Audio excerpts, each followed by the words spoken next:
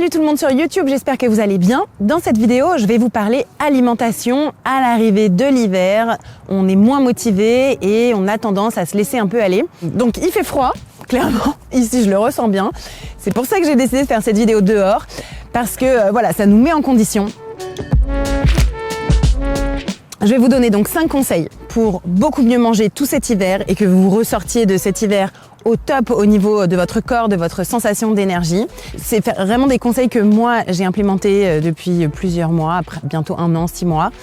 Je teste tout ce que je dis toujours et j'ai vraiment vu des résultats énormes, notamment sur la qualité de peau, mes cuisses, mes jambes, moins de cellulite. La première chose, c'est de revoir votre petit déjeuner. En fait, le petit déjeuner, c'est un peu tout ce qui va... ça donne un peu le là de votre journée. C'est-à-dire que si vous prenez un petit déjeuner un peu lourd avec de la confiture, du miel, des trucs sucrés, des chocs à pic, des céréales sucrées, du sucre dans le café, toute la journée, vous aurez envie de sucre. Vraiment, dites-vous que le petit-déj, c'est le là de la journée. Vraiment. Donc, si vous n'avez pas faim le matin, est-ce que vous n'avez pas trop mangé le soir ou est-ce que peut-être vous avez mangé à 21h le soir et que vous vous réveillez à 6 du mat? C'est normal que vous n'ayez pas faim. Okay, donc ne mangez pas. On n'a pas faim, on ne mange pas. Attendez d'avoir faim. Si vous vous réveillez et que vous n'avez pas vraiment le choix, il faut manger, dans ce cas-là, réveillez-vous un quart d'heure, 20 minutes plus tôt, si vous pouvez. Faites un peu de sport, un réveil musculaire, une de mes vidéos de sport, n'importe laquelle, et ensuite vous aurez plus faim. Okay, n'hésitez pas à faire un peu de sport avant de manger. Ça ouvre l'appétit. Le sport à jeun le matin, c'est vraiment extrêmement efficace. J'en ai déjà parlé dans d'autres vidéos. Le petit déjeuner idéal, c'est un petit déjeuner non sucré, sans confiture, sans miel, sans céréales sucrées. Donc 2 œufs idéalement coulants, voilà, avec le jaune coulant, donc œuf mollet, œuf au plat, pas trop grillé. Bon, si vous aimez pas, vous pouvez prendre œuf brouillé, omelette, mais voilà, idéalement le jaune quand même pas trop cuit, parce que comme ça les bonnes graisses du jaune sont mieux assimilées par vos intestins. Idéalement des œufs du label bleu blanc cœur, ça veut dire que les poules qui les fabriquent sont nourries aux graines de lin, et donc en fait les oméga 3 de ces graines de lin sont utilisés dans les intestins des poules qui les retransmettent ensuite avec des acides gras mieux assimilés par les êtres humains. Okay, donc c'est mieux de manger des œufs bleu blanc cœur.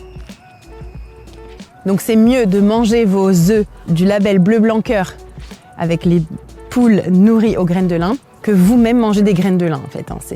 C'est une meilleure chaîne alimentaire.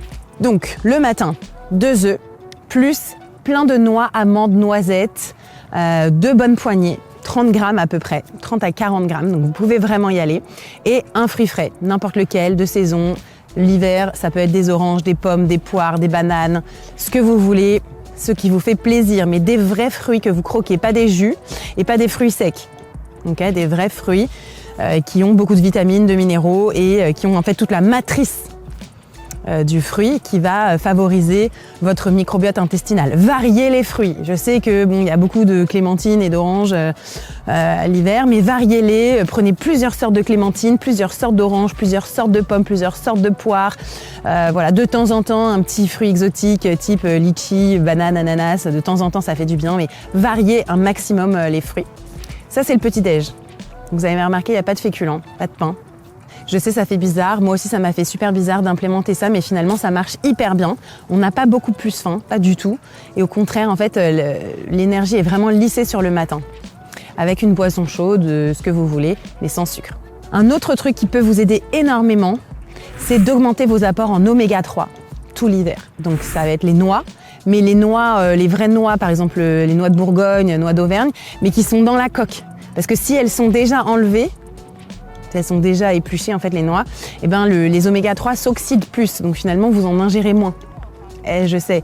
Donc achetez les gros paquets de noix là comme ça avec la coque et on les casse et on en casse 10, 15 et on les mange. Oui, ça fait des miettes, mais c'est comme ça. L'alimentation équilibrée, ça sort pas d'un plastique tout fait. Okay, donc mangez beaucoup d'oméga 3, donc voilà tout ce qui est noix, l'huile de colza. L'huile de colza idéalement bio, idéalement on la conserve au frigo dans des petits contenants parce que pareil ça s'oxyde beaucoup.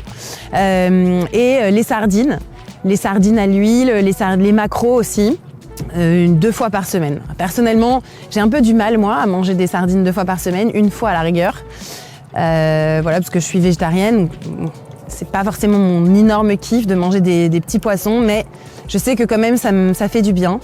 Et si vraiment on a du mal à avoir une quantité d'oméga 3 suffisante, faut pas hésiter à se supplémenter, mais en faisant d'abord un dosage, en demandant un bon dosage à son généraliste, médecin traitant ou nutritionniste.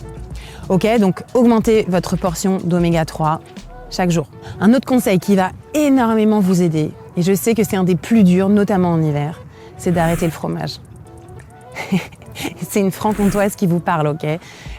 Donc moi j'ai été élevée à la Cancoyote, au Comté, au Morbier, tout ce que vous voulez, mais en fait vraiment il se passe quelque chose d'extraordinaire à partir du moment où on arrête de manger du fromage en quantité. En fait le fromage, faut un peu le voir comme le chocolat. C'est un bon comparatif parce que par exemple le chocolat c'est intéressant, il y a beaucoup de magnésium dedans. Le chocolat noir, ça favorise le bien-être, la sérotonine. Mais il faut en consommer des petites quantités, 2-3 carrés par jour. Et bien le fromage c'est pareil. Ok, c'est riche en calcium. Il y a certains bénéfices du fromage. Bon, surtout le calcium Mais c'est des petites quantités, c'est 30 grammes par jour. Donc c'est un petit morceau. Et on n'est pas obligé d'en manger tous les jours. Donc voilà, le fromage, c'est pas des grosses quantités dans une alimentation équilibrée, ça n'a pas sa place à grosse quantité. C'est max 30 grammes par jour, donc ça équivaut à peu près à 1 ou 2 pouces de fromage par jour, max. Donc vous voyez le fromage râpé là, partout sur les pâtes et tout. Il faut vraiment essayer de diminuer la quantité de fromage mangé. Donc si pour vous c'est trop difficile, diminuez progressivement et mettez du sel dans votre alimentation avec des olives, des capres, de la tapenade, avec de la levure de bière en paillettes, avec de la sauce tomate, du pesto que vous faites maison, comme ça il n'y a pas trop de parmesan dedans, mais voilà, variez en fait et mettez du sel différemment, pas que parce que finalement ce qu'on aime le plus dans le fromage, c'est le côté un peu salé et fondant. Donc vous pouvez essayer aussi tout ce qui va être le tahini, les sauces un peu fromagées avec des noix de cajou, ça va énormément vous aider. Donc vous pouvez trouver des recettes comme ça dans mes programmes, mon rééquilibrage alimentaire et aussi dans les recettes de l'Expérience Club. 4e conseil, c'est de diminuer le blé moderne. Pareil, c'est avec le fromage, c'est le plus difficile, je trouve, le blé moderne et le fromage, parce que on est perpétuellement en fait conseillé avec, ou en tout cas tenté perpétuellement avec max de quantité de brioche, de pain, de pâtes. Et c'est pas que les pâtes, le pain c'est mauvais, mais c'est qu'en fait le blé industriel moderne est très riche en gluten et diminue la qualité de notre microbiote intestinal, de notre absorption des nutriments, favorise un terrain inflammatoire, favorise la porosité intestinale parce que c'est très difficile à digérer en fait et du coup nos intestins se fatiguent et plus on vieillit, plus nos intestins sont fatigués et plus on ressent cette porosité intestinale. Ça peut être alternance diarrhée-constipation, ça peut être maldigestion, ballonnement, donc diminuer le blé moderne. Ça veut dire quoi? Ça veut dire chercher des pâtes genre à l'épeautre ou au sarrasin, des pâtes, manger moins de pâtes, aller plutôt vers tout ce qui va être riz, quinoa et ensuite toutes les légumineuses possibles et imaginables. Ça va être pareil, tout ce qui va être les pains. Ok, le pain du boulanger, canon, mais dans ce cas-là, on cherche les pains à l'épeautre, les pains 100% levain. 100% levain, c'est très rare. Des pains de sarrasin. Oui, bien sûr, ça coûte un peu plus cher, mais en même temps, bien manger, ça coûte. Et la santé, c'est supérieur en fait, c'est plus primordial que d'autres choses en fait. Faites des économies ailleurs. Et de diminuer la quantité de blé moderne, personnellement, ça a énormément amélioré la qualité de ma digestion et surtout celle de mon conjoint, qui lui ressentait vraiment beaucoup plus ces soucis-là. Et ça a vraiment très très bien marché. Et ça va avec la bière, parce que dans la bière, il y a du blé moderne. Ce qui nous amène à notre dernier conseil, diminuez votre quantité d'alcool consommé particulièrement l'hiver, parce que on a tendance, les dîners super arrosés, Noël, on boit du champagne, du vin, c'est normal, on fait la fête, oui, mais il y a autre chose dans la vie. Il y a des bières sans alcool, il y a du kombucha, il y a de l'eau pétillante, il y a de plus en plus de possibilités en fait de boire moins d'alcool. Donc renseignez-vous, allez voir, demandez. La plupart des bars, restos maintenant ont des kombucha, des bières sans alcool. Il y en a, même si c'est riche en gluten, malgré tout, c'est mieux de prendre ça et de pas boire d'alcool. Parce qu'en fait, quand on se couche sans avoir bu d'alcool, le lendemain matin on est en meilleure forme et on a plus envie de se faire un bon petit déjeuner comme il faut, avec un peu de sport et ensuite des œufs, des noix, des fruits. En fait, c'est un cercle qui tire vers le haut, quoi. Et le dernier truc que j'ai à dire, c'est pas vraiment un 6e conseil, mais c'est que on va être de plus en plus tenté. Vous savez, moi je voyage souvent en Angleterre, j'ai des amis aux États-Unis, je vois très bien ce qui se passe. Les tentations sont de plus en plus extrêmes et arrivent en France au bout de 5 ans, 10 ans, 15 ans. Tout ce qui est aux États-Unis, en Angleterre arrive aussi en Europe et en France.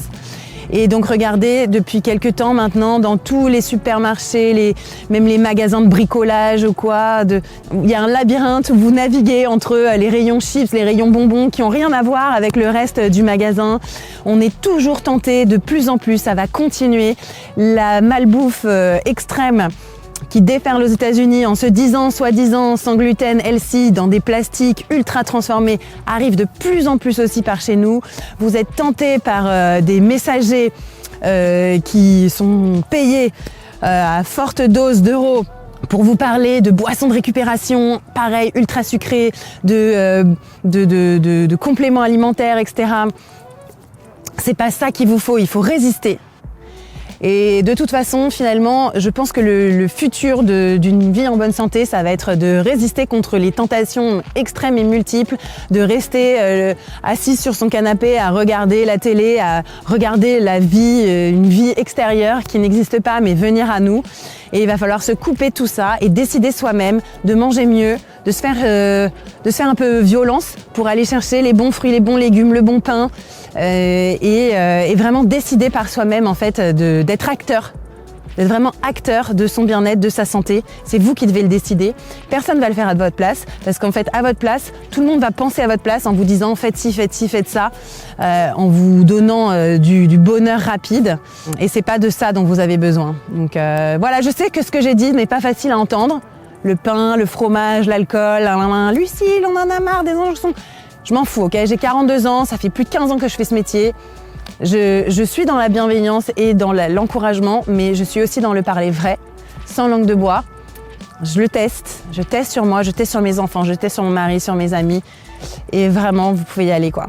Voilà. Soyez un peu plus strict, en réalité, dans votre alimentation. Et beaucoup de choses vont se débloquer en termes de votre physique, de votre mental et de votre sensation aussi de force intérieure.